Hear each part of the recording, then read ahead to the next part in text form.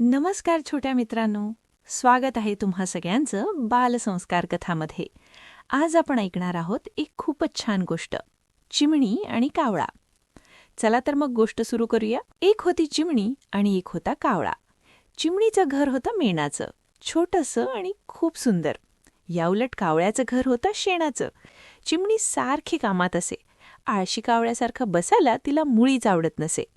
एक दिवस काय झालं, आकाशात मोठे मोठे काळे ढग आले.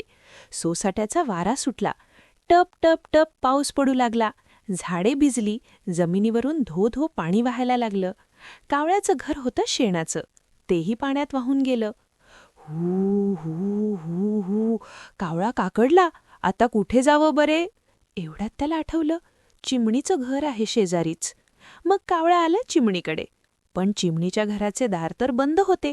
कावळा दार ठोठावून म्हणाला, चिवताई चिवताई, दार उघड. चिमणी आतून म्हणाली, थांब कावळे दादा, मी माझ्या पिल्लाला अंघोळ घालते. थोड्या वेळ थांबून पुन्हा कावळ्याने कडी वाजवली. चिवताई चिवताई, दार उघड. चिमणी आतून म्हणाली, थांब कावळे दादा, मी माझ्या बाळाला काजळ पावडर लावते.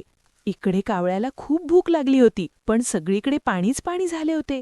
काय करतो बिचारा? एवढंसं तोंड करून कुडकुडत उभा राहिला. पुन्हा कावळ्याने कडी वाजवली. चिवताई चिवताई, दार उघड.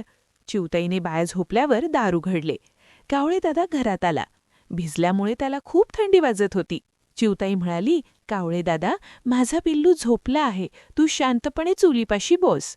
कावळा चुलीपाशी बसला. चुलीवर होती खीर. कावळ्याच्या तोंडाला पाणी सुटले. त्याने थोडी थोडी करत सगळी खीर संपवली. इकडे चिवताईचे पिल्लू उठले आणि भूक लागली म्हणून रडायला लागले. चिवताई खीर घ्यायला गेली तेव्हा तिला कळले की कावळेदादाने आधीच खीर फस्त केली आहे. ते बघून चिवताई चिडली आणि कावळेदादाला घराबाहेर हाकलले.